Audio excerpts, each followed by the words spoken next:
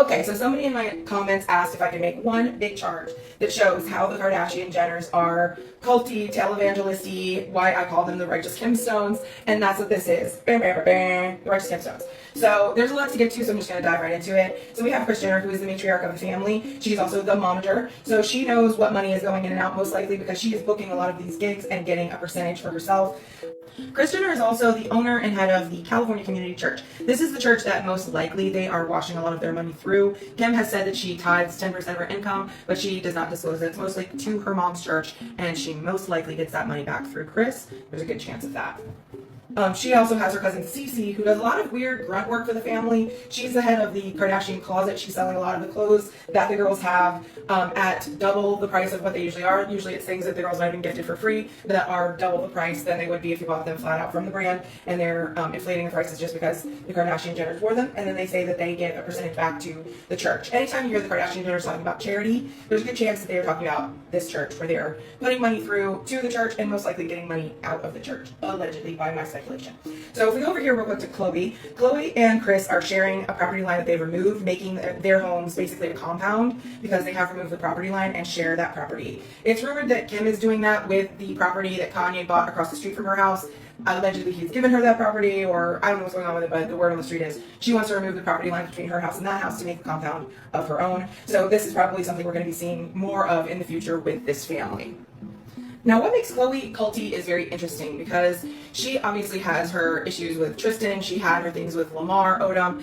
I think that Khloe is playing out the age-old churchy trope of being a martyr. If she helps all of these men, she gets to be the martyr, and people can say, oh, woe is her. She also, I believe, is a doomsday prepper. I mean, just look at her pantry. Like, that's a doomsday prepper's pantry. It's stylish, but it's a doomsday prepper. Like, I think that Khloe has some kind of doomsday energy. And if she does have OCD that she's alluded to, maybe there was something with the pandemic that set that off for her, and now she's really kind of leaning into it, because as of late, she has been posting QAnon adjacent stuff in her Instagram stories, also reposting stories from literal televangelist networks, from people like Jim Caviezel speaking in tongues. So she's really leaning into this, like, I mean, I would say holier than thou kind of thing, where she's virtue signaling quite a lot.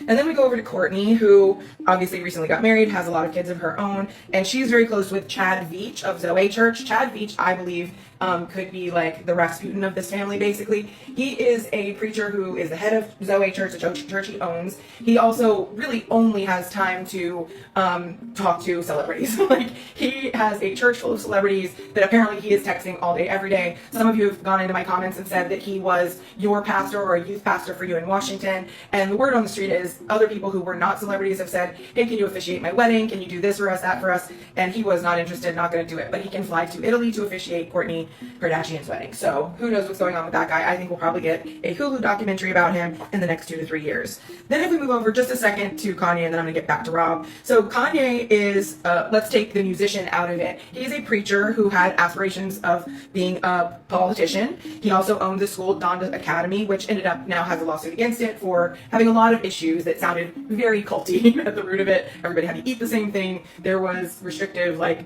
ways that you could do things. You had to ask if you could leave the room, things like that. So Kanye definitely has his own stuff going on, but when you take the Kanye out of it, it leaves Kim, honestly, as the ex-wife of a preacher who had political aspirations. And then we have Kim. I believe Kim is carrying out the Set a Noun mandate, which is an evangelical movement to use things like politics, TV, entertainment to evangelize about Christianity. Kim herself, when you really take it all down to the studs, what makes a better born-again Christian narrative than Kim Kardashian?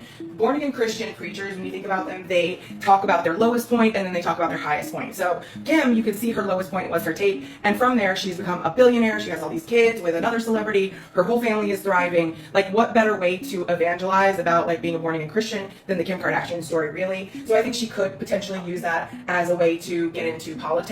I also think that Blac Chyna is leaning into more of the born-again Christian, Angela White, born-again Christian kind of narrative as well. I think she's seen Kim start to do it, and she might be doing it, or she might be doing it on her own. Kim also has an underground bunker and a food orchard. The underground bunker is a testament to the PR machine that is Kris Jenner and the Kardashians as a whole, because you did not hear about the lawsuit from her neighbors about the bunker being structurally unsound and possibly harming them. You did probably hear that same week, though, that she showed up to the Met Gala in an all-black Balenciaga look that covered her face. So that is the PR machine that is Kris Jenner at work.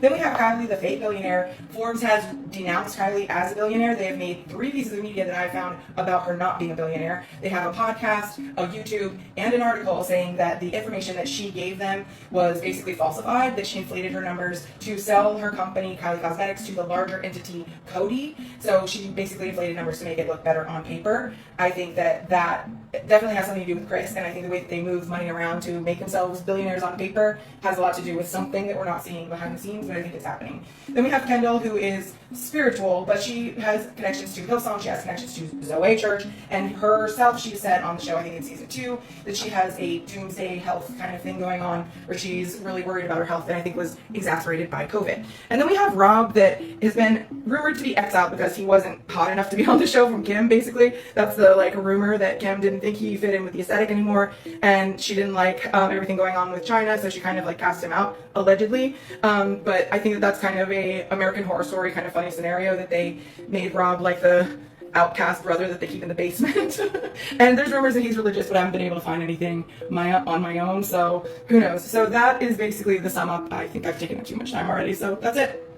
Oh, and if you have any questions about anything that I've talked about here, just ask in the comments, because I'm happy to make a video about it. I think all of this is hilarious, and the deep dives are so weird. So